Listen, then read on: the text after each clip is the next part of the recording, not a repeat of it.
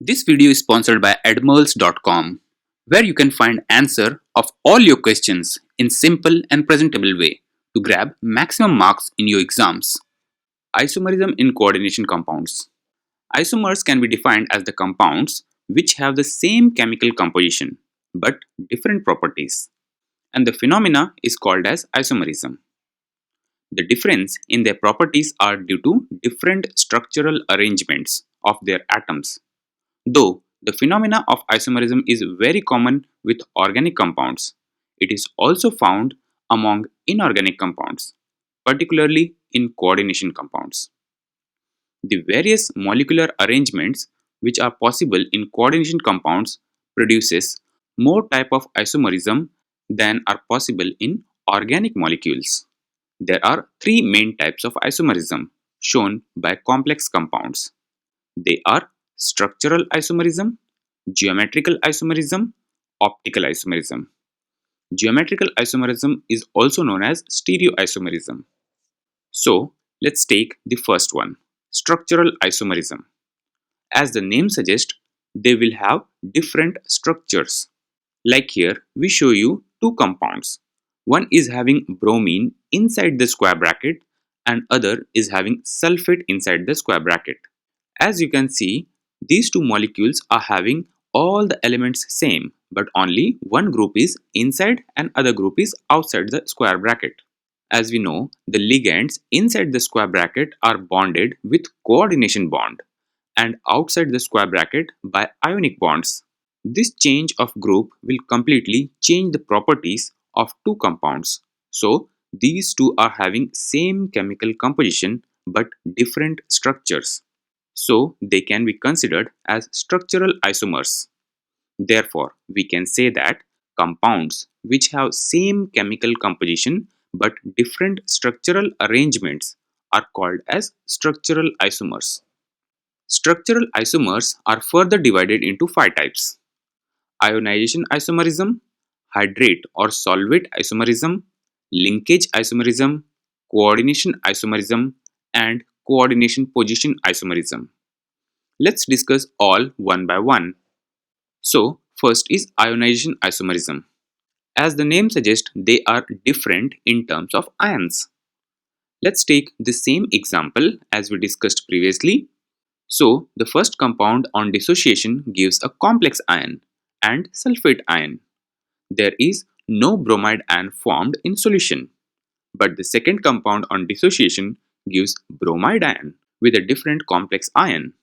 So, in both compounds, even they have both bromide and sulfate groups, or they have same chemical composition, but on ionization or dissociation, they produce different ions. One gives sulfate and other gives bromide ion.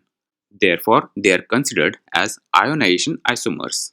So, we can say that compounds with the same chemical composition but forming different ions in a solution are called ionization isomers.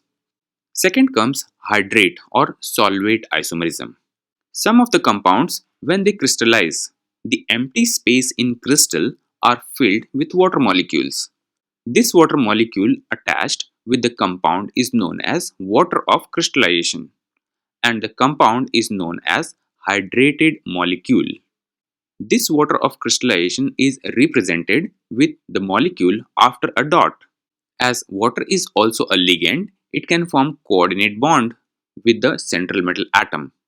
So, even if the chemical composition is same, the water molecule can act differently. Thus, this type of isomerism where water of crystallization is different is called hydrate isomerism. For example, here three compounds are shown which have same number of chlorine and water groups attached. But in first case, all water molecules are bonded with coordination bond, while in second case, one water molecule is water of crystallization. It is not bonded to molecule. Similarly, in third case, two water of crystallizations are present. So, when it is dissolved in water, they only produce chloride ion as water of crystallization goes away. It is only present in crystalline form. But as you can see here, the number of chlorine ions liberated are different. That means they will show different properties. So, compounds having the same chemical composition but differing in number of water molecule in the coordination sphere are called hydrate isomers. Next comes linkage isomerism. In the previous video, while explaining the types of ligands, we have discussed about the ambidentate ligands. These are the groups which have two or more points of attachment. So they can attach to central metal atom from two different sides. So as the attachment changes, the properties of the bond changes and also properties of compound changes. Let's take one very common example of nitro group. In this case, nitrogen and oxygen both are having lone pair of electrons.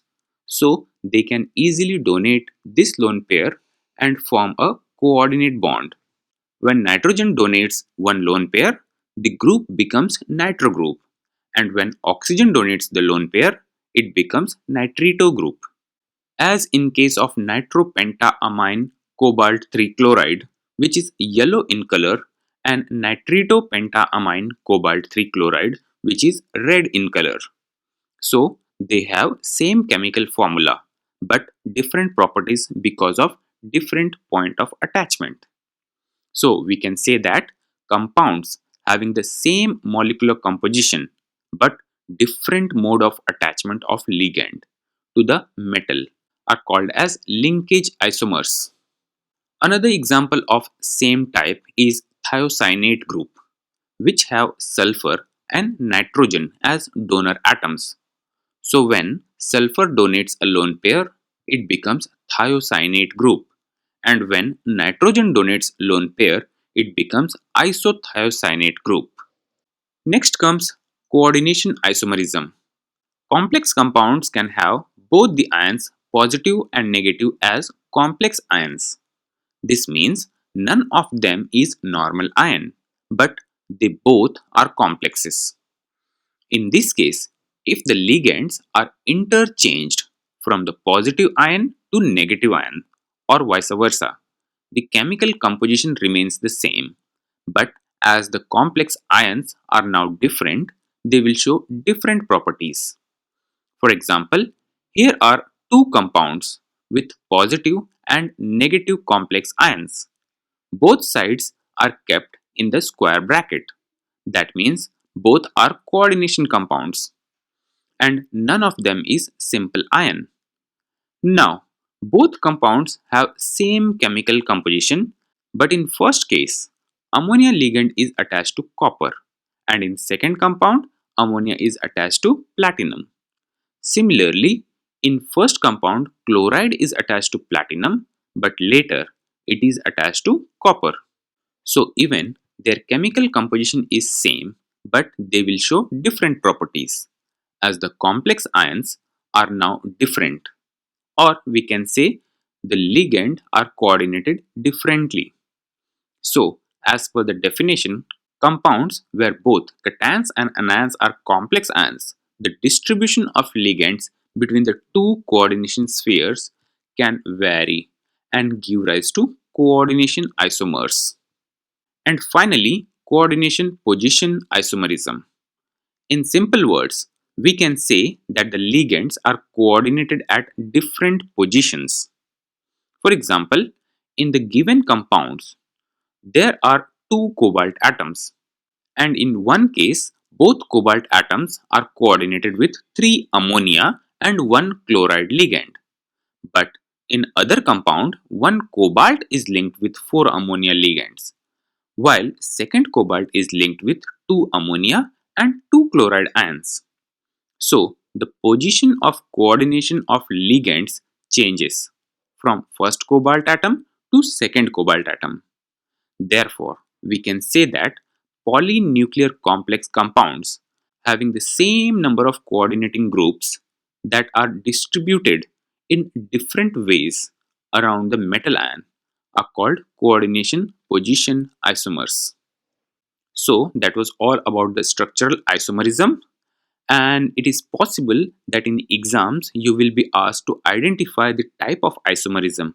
So please remember the simple trick as if the two molecules they give different ions, then it will be ionization isomerism. If there is water of crystallization present, then we can say it is hydrate or solvate isomerism.